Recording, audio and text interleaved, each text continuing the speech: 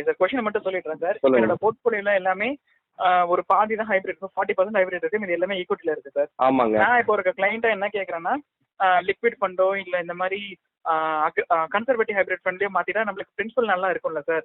Sir எல்லா equity exposure ஃபண்டும் நம்ம வந்து லிக்விட் ஃபண்டோ இல்ல கன்சர்வேட்டிவ் ஹைபிரிட் ஃபண்டோ மாத்திட்டா நம்மளுக்கு வந்து இல்ல டெப்ட் ஃபண்டுக்கு போயிட்டோம் அப்படின்னா மார்க்கெட் எக்ஸ்போசர் கிடையாது. அதனால நம்ம வந்து பிரின்சிபலும் நம்ம சேவ் பண்ணிடலாம், எடுத்த ரிட்டர்ன்ஸும் நம்ம சேவ் பண்ணிடலாம் அப்படின்ற ஒரு தாட்ல இருக்கு சார். கரெக்ட். இதை வந்து நீங்க எனக்கு கொஞ்சம் உங்களோட எக்ஸ்பிளனேஷன் எனக்கு கொஞ்சம் தேவைப்படுது. ரைட். மார்க்கெட்ன்றது வந்து இண்டெக்ஸ் இல்லைங்களா? ஆமா சார். ஆமா. ஓகேங்களா? இண்டெக்ஸுக்கு ஏற்ற மாதிரி நம்மளோட ஃபண்ட்ஸ் ரியாக்ட் ஆகாதுங்க. Number 1 point. எதனால இந்த பாயிண்ட் நான் உங்களுக்கு சொல்ல வரேன்னா, நம்ம வந்து எந்த ஏஎம்சியில் சூஸ் பண்ணியிருக்கோமோ அதுக்குள்ள இருக்கிற ஸ்டாக்ஸ் வந்து நம்ம கண்ட்ரோல் கிடையாதுங்க. இண்டெக்ஸை டிபெண்ட் பண்ணி ஃபுல்லாக இருக்கும்னு சொல்ல முடியாதுங்க. Okay sir. ஓகே. அந்த ஃபண்ட் மேனேஜர் வந்து எந்தெந்த பர்டிகுலர் ஸ்டாக்ஸ்ல வெயிட்டேஜ் வச்சிருக்காங்களோ, அதாவது ரெஸ்ட்ரிக்ஷன் பார்த்தீங்கன்னா ஒரு 10% மேலே நிறைய ஸ்டாக்ஸ்ல பார்த்தீங்கன்னா ஒரு பர்டிகுலர் ஸ்டாக்ஸ்ல எக்ஸஸாக இருக்காதுங்க. அதான் மேக்ஸிமம் போகும்.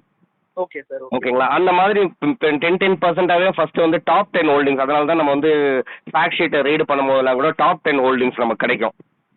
Okay sir. ஓகேங்களா? அதுவே நீங்க ஒரு ஸ்கீமுக்கோ இன்னொரு ஸ்கீமுக்கோ நம்ம பார்க்கும்போது பாத்தீங்கன்னா இப்ப ஒரு சில ஏஎம்சிஸ்ல எல்லாம் டிஃப்ரெண்ட் ஏஎம்சிஸ்ல ஒரே கேட்டகரியில உள்ள ஸ்கீம்ஸே சொல்ல வரேன் நான். ஃபிளெக்ஸி கேப்பா இருக்கட்டும், இல்ல வந்து லார்ஜ் அண்ட் மிட்டா இருக்கட்டும், இல்ல வந்து லார்ஜ் கேப்பா இருக்கட்டும், இல்ல வந்து அக்ரெசிவ் ஹைபிரிட் ஃபண்ட், ஹைபிரிட்லயே சொல்றாங்க, கன்சர்வேட்டிவ் ஹைபிரிட், எதா இருந்தாலும் இந்த ஈக்விட்டி எங்கெங்கெல்லாம் வருதோ அதுக்குள்ள இருக்கிற ஸ்டாக்ஸ் பாத்தீங்கன்னா அந்த ஃபண்ட் மேனேஜர் அவங்களோட ப்ரிஃபரன்ஸ்ல ஆஸ் பர் ஆம்ஃபி கைட்லைன்ஸ்லயும் அந்த எந்த கேட்டகரியில வருதோ அதுக்கு இந்த இதுல தான் அவங்க வந்து கம்ப்ளை பண்ற மாதிரி தான் சூஸ் பண்ணுவாங்க ஸ்டாக்ஸ் இல்லைங்களா? அப்போ இண்டெக்ஸ்ல வந்து உங்களுக்கு வந்து 3% 4% இண்டெக்ஸ் டவுன் ஆச்சுன்னா கூட ஒரு சில டைம் நம்ம ஃபண்டு பாத்தீங்கன்னா 6-7% கூட விழுந்திருக்குங்க. ஆமா சார். ஆமா. ஒரு சில டைம் பாத்தீங்கன்னா 1-2% விழுந்திருக்குங்க. ஆமா சார். ஒரு சில டைம் இண்டெக்ஸ் விழுந்திருக்கும், நம்ம ஃபண்டு 1% 2% அப்ல கூட இருக்கும். கண்டிப்பா சார். ஓகேங்களா? அதனால நம்ம இண்டெக்ஸ் வச்சு இந்த டிசிஷன் எடுக்க முடியாது ஒண்ணு. ரெண்டாவது வந்து பாத்தீங்கன்னா நீங்க வந்து ஃபுல் ஈக்விட்டி போர்ஷன்ல வைக்கிறோம், நமக்கு வந்து நியர் டேர்ம்ல அந்த ஃபண்டு நமக்கு தேவைப்படுற மாதிரி இருக்குன்னு வச்சுங்களேன். Okay sir. அப்போ வந்து நீங்க சொல்ற மாதிரி நம்ம சேஃப்டி பண்ணிடலாம். அது கூட இப்ப பண்ண மாட்டோம், நம்ம இன்னும் கொஞ்சம் மச்ச எர்லியராகவே பண்ணிருப்போம். அதாவது இந்த ஒரு 2-3 months பிஃபோர். அப்ப நமக்கு வந்து மார்க்கெட் எல்லாம் பீக் நம்ம ஒரு அளவுக்கு நம்ம ஃபீல் பண்ண ஆரம்பிச்சோம் இல்லைங்களா? அப்பவே கிராஜுவலா நம்ம சிஸ்டமேட்டிக் ட்ரான்ஸ்ஃபர் இப்ப மட்டும் இல்லைங்க, சுவிட்சஸ் சிஸ்டமேட்டிக் ட்ரான்ஸ்ஃபரும் கொடுத்துருப்போம், இல்ல வந்து ஒரு சில டைம் நம்ம சுவிட்சஸ் மாதிரியே கொடுத்துருப்போம் லாஸ்ட் 6 monthsலயே சொல்றாங்க. Okay sir. ஓகே. அப்போ அவங்க இந்த மாதிரி டைம்ல இன்னும் கொஞ்சம் கூட ஸ்விட்ச் பண்ணி வச்சுக்கலாம். ஓகேங்களா? ஓகே. ரெண்டாவது வந்து நம்ம ஒரு ஸ்கீம்ல இருந்து இன்னொரு ஸ்கீம் ஸ்விட்ச் பண்றோம்னா இப்போ நம்ம வந்து இருக்கிறது வந்து ஹைபிரிட் கேட்டகரியில தான் மேக்ஸிமம் இருக்கு. Okay sir. ஓகேங்களா? ஈக்விட்டி போர்ஷன்லயும் இருக்குது.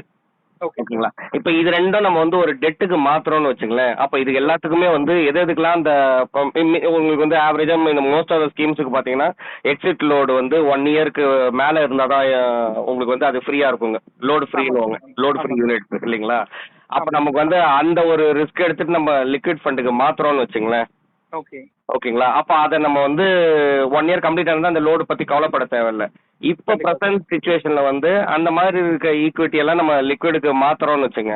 அப்போ அந்த லோடுக்கும் நம்ம அக்செப்ட் பண்ணி அந்த பேமெண்ட் கொடுத்துட்டு நம்ம மாத்திட்டு சேஃப்டி பண்றது ஓகேங்க, பண்ணலாம். Okay sir. ஓகேங்களா? அதுக்கப்புறம் திரும்ப வந்து மார்க்கெட் வந்து ஃபால் ஆகும்போது திரும்ப நம்ம ஸ்விட்ச் பண்ணணும் இல்லைங்களா எல்லாத்தையும்? ஆமா சார். ஆமா. ஓகேங்களா? இதுல வந்து டாக்ஸ் அந்த நீங்க அது இண்டிவிஜுவலை பொறுத்து இருக்குங்க. அந்த இண்டிவிஜுவல் வந்து ஆல்ரெடி மற்ற டாக்ஸ் பிராக்கெட்ல இருக்கிறாருன்னு வச்சுங்களேன். ஓகே. அதுல வந்து இதெல்லாம் வந்து இப்ப ஷார்ட் டேர்ம் கேபிட்டல் கெயின்ல வருதுங்களா, லாங் டேர்ம் கேபிட்டல் கெயின்ல வருது. ஏன்னா ஷார்ட் டேர்ம் கேபிட்டல் கெயின் பாத்தீங்கன்னா மோஸ்ட்லி அவங்களோட இன்கம் டாக்ஸ் ஸ்லாப்ல வந்துரும். ஆமா சார். ஆமா. அப்ப அவங்க வந்து ஒரு 30% டாக்ஸ் பிராக்கெட்ல இருக்காங்க வச்சுக்கோங்க. அவங்களுக்குலாம் இந்த ஸ்டெப் வந்து கரெக்டான ஸ்டெப்பா இருக்காது. Okay sir. புரியுது. ஓகேங்களா? ரெண்டாவது வந்து லாங் டேர்ம் கேபிட்டல் கெயினா இருக்கிறதெல்லாம் வந்து பாத்தீங்கன்னா டாக்ஸ் ஸ்லாப்ல நீங்க 30% இருந்தீங்கன்னா கூட லாங் டேர்ம் கேபிட்டல் கெயின் படி நம்ம அந்த கொடுக்குற மாதிரி தான் வரும். Okay sir. ஓகேங்களா? அதுக்கப்புறம் மூணாவது வந்து இப்போ இது வந்து மார்க்கெட்டுக்கு நம்ம ஆக்ஷன் எடுக்கிறதுக்கான அந்த மாதிரி எந்த ஒரு சிச்சுவேஷன்லயும் இல்லை. எதை வச்சு நம்ம சொல்றோம்னா நார்மலா வந்து மார்க்கெட் வந்து ஒரு வருஷத்துலயே வந்து பாத்தீங்கன்னா கரெக்ஷன் ஆகுங்க. அது எல்லா வருஷமும் நடக்கிறது தான். ஓகேங்களா? அந்த கரெக்ஷன் நடக்கும் போதுன்றது வந்து நார்மல் இல்லைங்களா? ஹெல்த்தி மார்க்கெட்னா நாங்க ஒரு அப் இருக்கும் டவுன் இருக்கும், அப் இருக்கும் டவுன் இருக்கும்ன்றது போறதுதான் ஹெல்த்தி மார்க்கெட் இல்லைங்களா? அப்போ இப்போ நம்ம லாஸ்டா பார்த்தது சென்செக்ஸ்ல பாத்தீங்கன்னா 82,000 கிட்ட இருந்ததுங்க. நிப்டி பாத்தீங்கன்னா 25,000 தொட்டது இல்லைங்களா? அதுல வந்து 10% தொட்டாதான் நம்ம கரெக்ஷன்னே சொல்லுவோம் மார்க்கெட்லங்க. Okay sir. அதாவது வந்துட்டு நார்மல் இப்ப வந்து 3%, 4%, 5% எல்லாம் வந்து பாத்தீங்கன்னா மார்க்கெட் வாலட்டிலிட்டி தான். ஓகே. வாலடைல் மார்க்கெட் இது வந்து வேரியஸ் குளோபல் நியூஸை வச்சு இம்பாக்ட் ஆகுறதுங்க. அது இப்படி நீங்க லாஸ்ட் 2 வீக்ஸ் 3 வீக்ஸ் பாக்குறது பாத்தீங்கன்னா திரும்ப சீக்கிரமா அது இம்ப்ரூவ் ஆகிறதுக்கு சான்சஸ் இருக்குங்க. இந்த டைம்ல நம்ம இங்க இருந்து லிக்விடுக்கு மாத்திரம் லிக்விட்ல போயிட்டதுக்கு அப்புறம் இந்த ஒரு இதுவும் மிஸ் பண்ணிட்டோம் ஆப்பர்ச்சுனிட்டி. இப்போ இந்த ரைஸ் ஆகிறதுக்கு ஒரு சில டைம் ஃபாஸ்டா ரைஸ் ஆகிறதுக்கு சான்சஸ் இருக்கு. ஓகே. இந்த டைம்ல நம்ம வந்து எமோஷன்ஸை கண்ட்ரோல் பண்ண வேண்டிய டைம். ஓகேங்களா? அப்ப ஸ்ட்ராட்டஜிக்கலி ஏதாவது ஒரு நம்ம வந்து ஆக்ஷன் எடுக்கணும். அப்ப நமக்கு வந்து அதுக்கு ஒரு கிளியர் கட் ஒரு ஸ்டேஜ் இருக்கும்போது தான் சுச்சுவேஷன்ல நம்ம எடுப்போம் பாத்தீங்களா?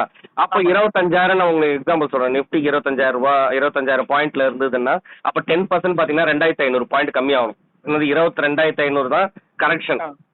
அப்போ அது நார்மல் வால்ட்ல இருந்தா ஸோ இதில் நம்ம எந்த ஒரு ஆக்ஷன் எடுக்க தேவையில்லைங்க. அதே மாதிரி நீங்கள் சொல்கிறதுக்கு நம்ம வந்து பியர் மார்க்கெட்டுன்றது சொல்கிறது பார்த்தீங்கன்னா அட்லீஸ்ட் ஒரு 20% கரெக்ஷன் தொட்டிருக்கணும். Okay sir. அப்போ பார்த்தீங்கன்னா இப்போ இதுக்கு வந்து இன்னொரு ஒரு 2,500 இது கம்மி பண்ணிக்கிட்டீங்கன்னா 20,000 பாயிண்ட் கிட்ட போடும். அதுதான் நல்ல மார்க்கெட் ஃபால். அப்பதான் அதுதான் மார்க்கெட் ஃபால். ஓகேங்களா?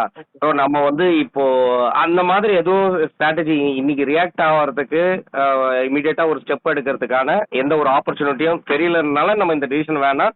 செகண்ட்லி நம்மளோட மேக்சிமம் வந்து ஹைபிரிட்ல இருக்கிறதுனால அதுக்கு உள்ளுக்குள்ளேயே வந்து இன்டர்னல் அலோகேஷன் கரெக்டா இருக்குங்க ஈக்விட்டி டு டெட். ஓகேங்களா? ஸோ நம்ம அதை பத்தி ஒரி பண்ணிக்க தேவையில்ல. ஏற்கனவே இருக்கிற ஈக்விட்டி வந்து நம்ம வந்து அடிஷ்னலா நம்ம வந்து ஆட் பண்றோம் அப்படின்னு வச்சுங்களேன். எஸ்ஐபி மாதிரி போறதெல்லாம் பாத்தீங்கன்னா இதுக்கு மேல இந்த நார்மல் வாலிடிட்டிக்கும் சரி இதுக்கு மேல கரெக்ட் ஆனாலும் சரிங்க இல்ல பேரிஷ் மோட்ல போனாலும் அதை ஆட் பண்ணோம்னா ஓகேங்க. ஓகேங்களா? அதனால இது இப்போ இருக்கிறதுக்கு பேர் நீங்க சொல்றதுக்கு வந்து போர்ட்ஃபோலியோ ரீபேலன்சிங்ன்றது கேட்டகரியில தான் வரும். ஓகேங்களா? அப்போ வந்து பாத்தீங்கன்னா பேரிஷ் மார்க்கெட் போகுது அப்போ நம்ம வேற ஏதாவது அடிஷனலா ஃபண்ட் ஆட் பண்ணலாம். இல்ல வந்து மேல நல்லா புல்லிஷ் மேல போயிட்டு அப்ப ஈக்விட்டி டு டெட் ரேஷியோ அதாவது ஒரு இன்வெஸ்டரோட ரிஸ்க் ப்ரொஃபைலை பொறுத்து ஒருத்தருக்கு மாறுங்க. ஒரு சிலர் 100% ஈக்விட்டி கூட இருக்காங்க. அவங்களுக்கு வந்து பாத்தீங்கன்னா வெல்த் அசட்டே அவங்களுக்கு வந்து ஸ்ட்ராங்கா இருக்கும். பேக்கப்பே பயங்கர ஸ்ட்ராங்கா இருக்கும். இது இன்வெஸ்ட்மெண்ட்ன்றது ஜஸ்ட் வெல்த் கிரியேஷன் பர்பஸ்க்காக தான் இதுல வராங்கன்னு வச்சுக்கலாம். அப்போ அவங்க 100% கூட ஈக்விட்டி எடுத்துக்கலாங்க. ஈவன் தோ அவங்க வந்து யங் ஏஜா தான் இருக்கணும்னு கூட கிடையாதுங்க. 30, 40, 50, 60. ஏன்னா ஜென்ரலா வந்து ஒரு கான்செப்ட் ஒன்று இருக்குங்க இதுல 100 மைனஸ் ஏஜ் வந்து ஈக்விட்டி டு டெட் ரேஷியோ வைக்கிறதுங்க. ஆனா இன் ரியாலிட்டி பாத்தீங்கன்னா இண்டிவிஜுவல் இன்வெஸ்டரோட ரிஸ்க் ப்ரொஃபைலை பொறுத்து இருக்குங்க. அதாவது அவர் வந்து ஒரு 80 வயசு இருக்கிறவர் கூட பாத்தீங்கன்னா அவருக்கு மற்ற அசெட் எல்லாமே இருக்குது. ஆல்ரெடி டைவர்சிஃபைட் அசெட்ஸ் எல்லாத்துலயுமே கோல்டு ரியல் எஸ்டேட் எல்லாமே இருக்குது. ரெண்டல் இன்கமும் இருக்குது. அவருக்கு வேலை வெளியில இருந்து வர பிசினஸ் இன்கமும் இருக்குது. வேலை ஏதோ ரிட்டையர்மெண்ட் ஃபண்ட் வர மாதிரிலாம் இருக்குதுன்னு வச்சுங்களேன். அப்போ அவர் வந்து இங்க வந்து 100% ஈக்விட்டியில கூட வைக்கலாம். ஓகேங்களா? ஆனா ஒரு சிலர் மாடரேட் இன்வெஸ்டர் இருக்காங்கன்னு வச்சுங்களேன். அவங்களுக்கு வந்து 50-50 தான் நம்ம பிளான் பண்ணிருக்கோம் as per the risk profile. அதாவது 50% தான் ஈக்விட்டி 50% தான் டெட்னு இருக்கும்போது அந்த புல்லிஷ் மார்க்கெட் போகும்போது அந்த மார்க்கெட்டோட வேல்யூவேஷன் அப்ரிசியேஷன் ஆயிட்டு அது வந்து 80-20 அவங்களோட போர்ட்ஃபோலியோல மாறிடுச்சுன்னா 80% ஈக்விட்டி 20% டெட்னு மாறிடுச்சுன்னா அப்ப அந்த 80% 50+30 அந்த 30% ஈக்விட்டி போர்ஷன் இருக்கு இல்லைங்களா? அதை 20% டெட்ல மாத்தி வைப்போங்க. ஓகேங்களா? அப்ப 50-50 பண்ணி வச்சிருவோம். கரெக்ட்டுங்களா? அப்ப அது பண்ணதுக்கு அப்புறம் அந்த அப்படியே கண்டினியூ ஆகுங்க. ஒரு பேரிஷ் மார்க்கெட் வரும்போது அப்போ வேல்யூவேஷன் ரொம்ப கம்மியா விழுந்துட்டுங்க. ஈக்விட்டியில வந்து 20 ஆயிடுது. இதுல வந்து அதிகமாயிடுச்சு. டெட்ல போர்ஷன்ல வந்து 80 இருக்குன்னு வச்சுங்களேன். அப்ப இந்த 30 எடுத்து ஈக்விட்டியில போடுவோம். அப்ப வந்து ஆட்டோமேட்டிக்கா பை அண்ட் டிப் நடக்கும். Okay sir. அதாவது டெப்ல இருந்து ஈக்விட்டிக்கு ஆட்டோமேட்டிக்கா அப்படிதான் பார்த்தாங்க. ஆனா நம்மளோட போர்ட்ஃபோலியோ நம்மளோட ரிவ்யூ பண்ணதுல பாத்தீங்கன்னா இப்போதைக்கு எந்த ஆக்ஷனும் இல்லாம இருக்கிறது வெயிட் அண்ட் வாட்ச் சினாரியோல எப்படி மார்க்கெட் போகுதுன்றத நம்ம அப்சர்வ் பண்ற இதுல இருக்கும். ஜஸ்ட் இன்னொரு நியூஸ் என்னன்னா இப்போதைக்கு உங்களுக்கு ஆல்ரெடி கேள்விப்பட்டிருப்பீங்க. இப்போ ஜப்பானோட நியூஸ் இருக்குது, சைனாவோட நியூஸ் நமக்கு தெரியுங்க, யூஎஸோட அன்எம்ப்ளாய்மெண்ட் மற்ற டேட்டா நியூஸ் வர்றது தெரியுங்க. இப்போ ரேட் கட் வந்து செப்டம்பர்ல பண்றதுக்கான நியூஸ் வந்துருக்கு இல்லைங்களா? ஓகேங்களா? இதெல்லாம் வந்து இன்னும் கொஞ்சம் மார்க்கெட்ல சேஞ்சஸ் இருக்குங்க. ஸோ அது எப்படின்றது அங்கே ரேட் கட் ஆனது நமக்கு வந்து அது ஏன்னா யூஎஸ்ல ஏதாவது நடந்ததுன்னா அது குளோபல் இம்பாக்ட் இருக்குங்க. குளோபல்ல இருக்கிற மார்க்கெட்டோட இம்பாக்ட் நம்ம இந்தியாலையும் அது டுவர்ட்ஸ் அலைன் ஆகும்போது நமக்கும் சேஞ்சஸ் தெரியும் இல்லைங்களா? ஸோ நமக்கு ஏதாவது எக்ஸ்ட்ரீம் சேஞ்சஸ் இருக்கும்போது அப்போ நம்ம டிசைட் பண்ணிக்கலாங்க. அதாவது எக்ஸ்ட்ரீமாக அந்த போர்ட்ஃபோலியோவில் சேஞ்சஸ் இருக்கும்போது அப்போ ரீபேலன்சிங் பண்ணிக்கலாங்க.